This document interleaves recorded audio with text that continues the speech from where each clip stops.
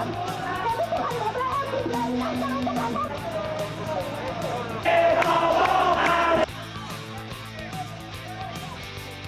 dari itu,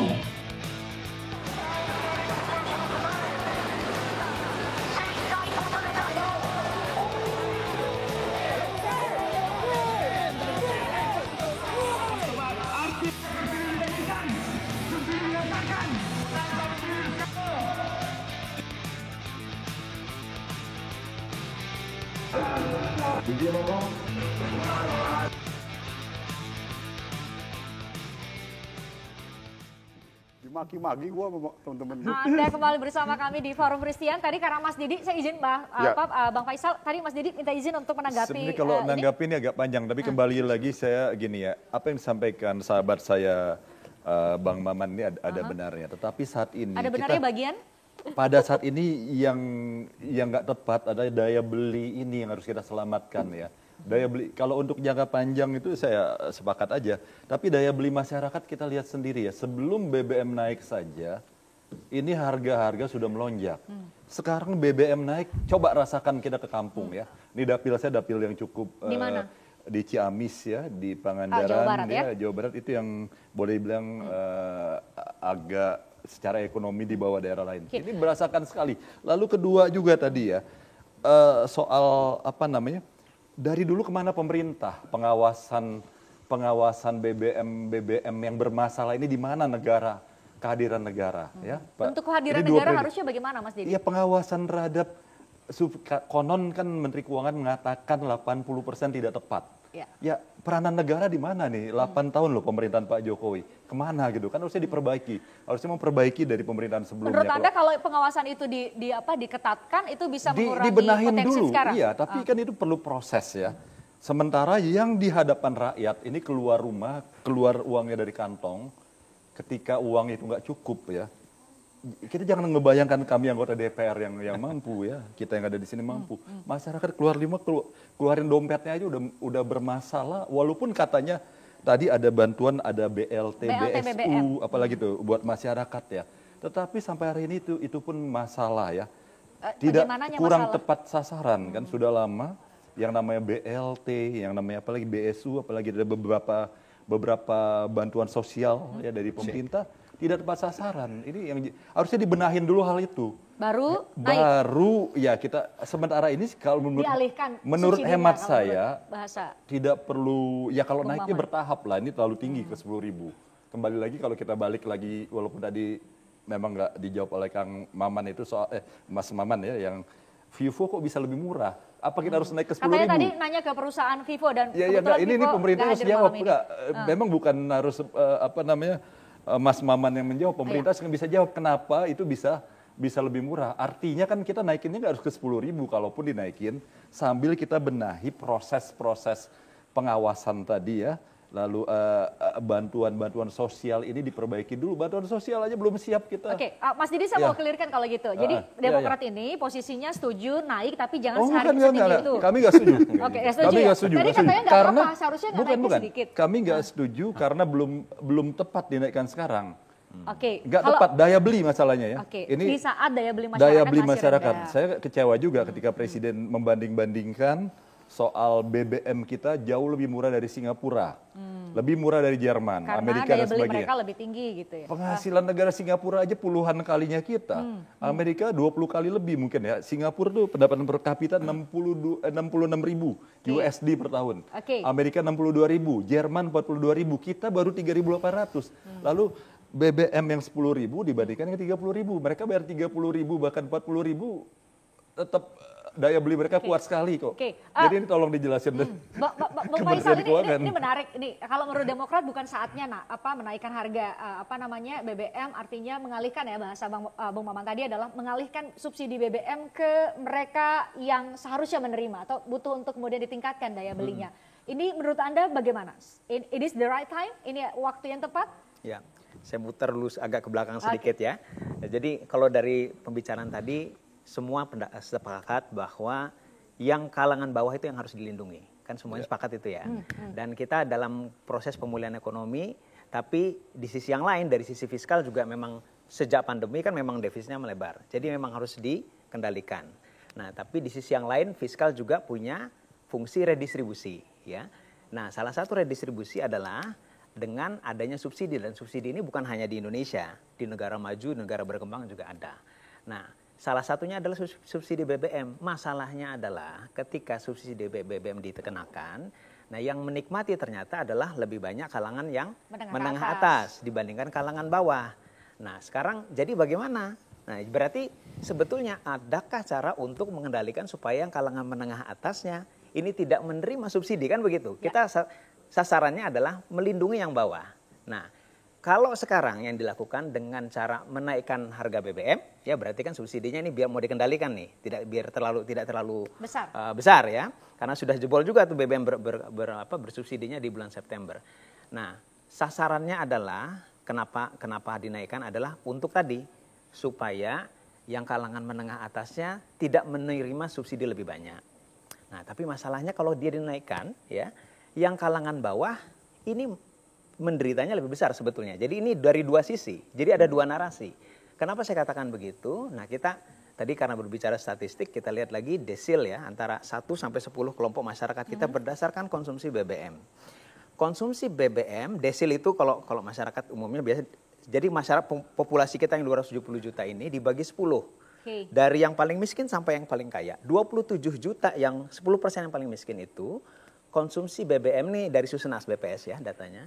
Konsumsi rata-rata per bulan BBM itu sekitar Rp92.000 ya. Yang kalangan, yang saya ambil ekstrim sekarang, yang 10% terkaya, 27 juta yang paling kaya, Rp627.000. Oh, besar sekali per bulan. Ya, jadi beda ya, jauh ya. Nah, jadi memang lebih banyak memang dinikmati kalangan atas. Nah, tapi ada sisi yang lain yang lepas ya, bahwa 92.000 yang dinikmati desil 1 yang paling miskin itu terhadap total income mereka 5,7% ya, terhadap total konsumsinya. Nah, yang dinikmati oleh kalangan yang desil 10 yang 627.000 terhadap total konsumsinya 4,1%.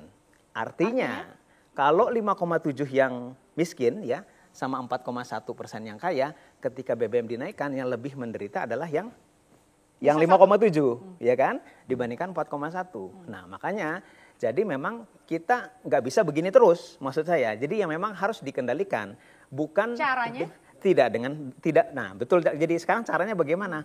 Apakah dengan menaikkan harga BBM? Okay. Nah, itu dia. Dibatasi. Nah, semestinya dari awal memang sudah harus dibatasi sejak awal gini. Jadi di tahun ini 2022 akan dialokasikan BBM bersubsidi itu 23 juta kiloliter. Okay. Itu diasumsikan sama dengan tahun yang lalu ya, 23 juta kiloliter, tapi sebetulnya demandnya jauh berubah. Karena tahun lalu masih ada PSBB, karena ada varian Delta, mobilitas masih mobilitas kita lebih tinggi. Kemudian lagi juga pada saat yang sama juga di tahun ini ada karena faktor ICP yang naik tadi ya, kemudian harga Pertamax dinaikkan duluan kan. Nah, jadi ada gap yang lebih besar antara yang Pertamax dengan Pertalite, sehingga sebagian yang menggunakan Pertamax pakai Pertalite yang bersubsidi.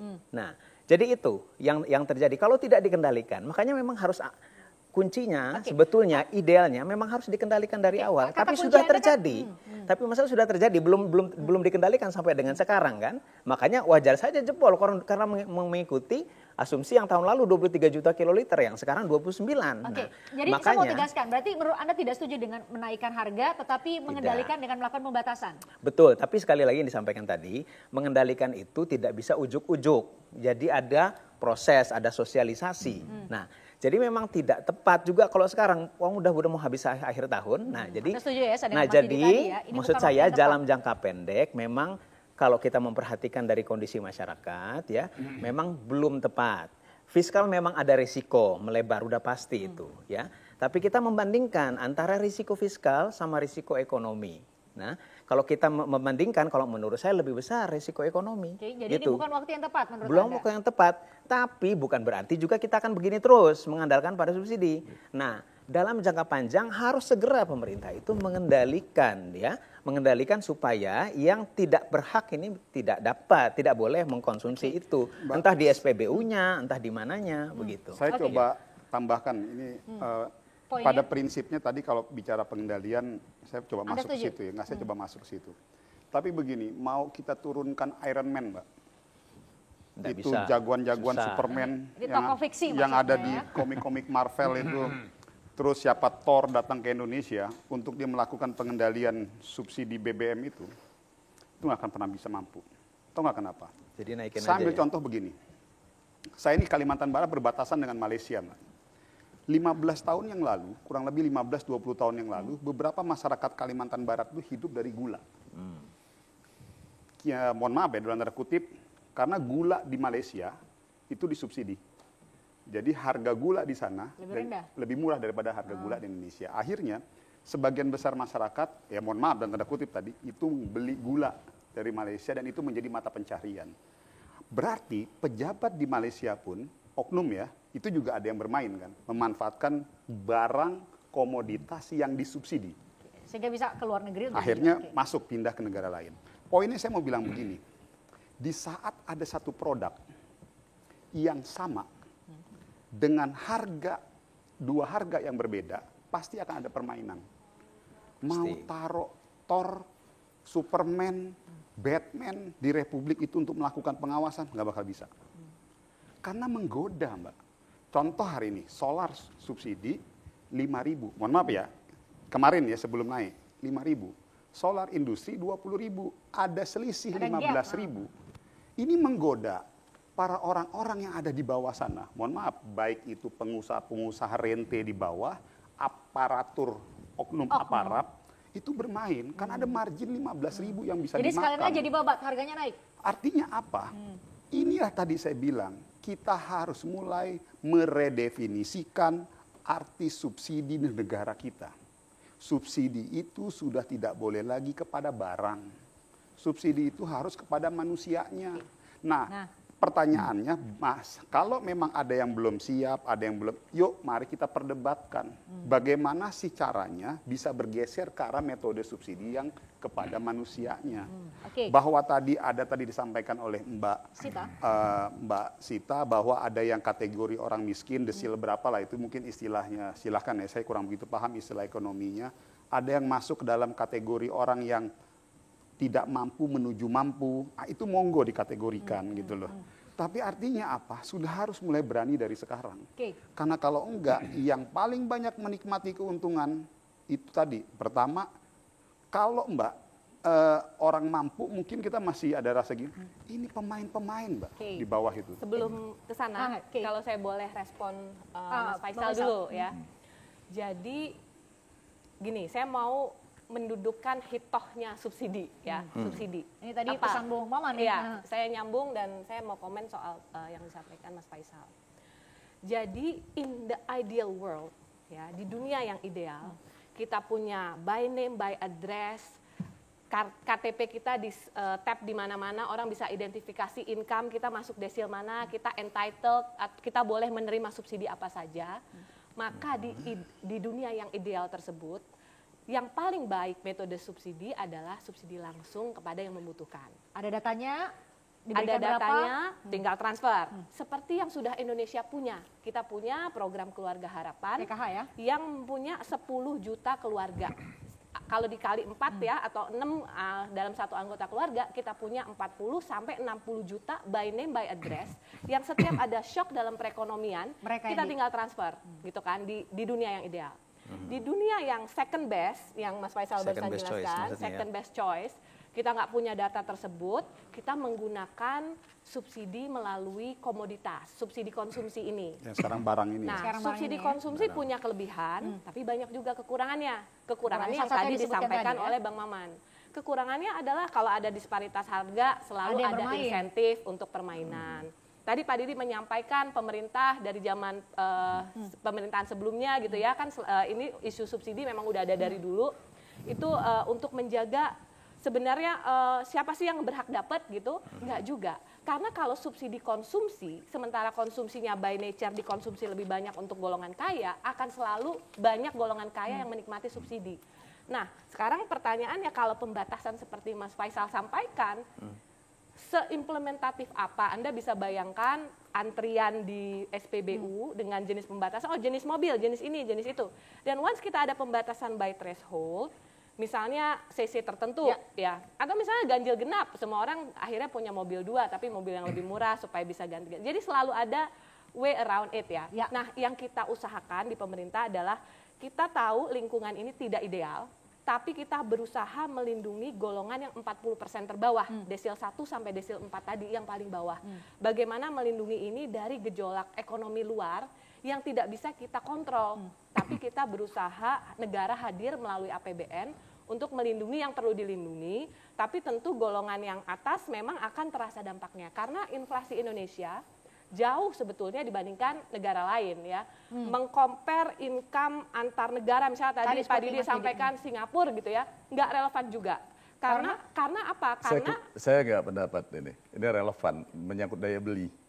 Jadi kalau di compare itu yang nggak relevan yang meng-compare itu. Nah, tapi makanya, sangat relevan sekali bahwa memang beda daya belinya kan mereka lebih mahal tapi daya belinya puluhan kali, lebih tinggi belasan juga, kali. maksud Anda. Nah, Betul, daya beli memang secara yang umum membandingkan itu yang nggak relevan. Ya, secara umum memang pasti kalau income lebih tinggi, daya beli lebih tinggi gitu ya. Sudah pasti, tapi juga bukan secara pilihan umum. konsumsi itu sesuai juga dengan income ya. Jadi ada perubahan, misalnya ada perubahan harga, kita akan melihat ada perubahan behavior ya kan.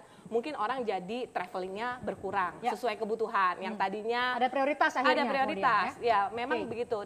Nah, tapi APBN bisa kita gunakan secara lebih efisien. Yang tadi saya sampaikan, BLT-nya 24 triliun, kemudian dampak terhadap yang tadi 40% terbawah itu 8 triliun dari kenaikan total 50 triliun ini ya kalau kita angkakan ya seluruh kenaikan Pertalite dan solar. Oke, saya harus jeda sedikit saja Mas Didi sebelum jeda. Agak panjang ini. Masih Kenapa? panjang. Begini Soal apa? ya, menarik yang disampaikan Mas Mbak? Maman tadi ya, bahwa apa namanya ini seperti lingkaran setan lah kalau bahasanya ya.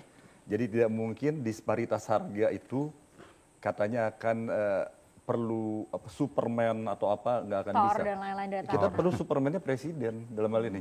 Jadi Presiden- begini ya.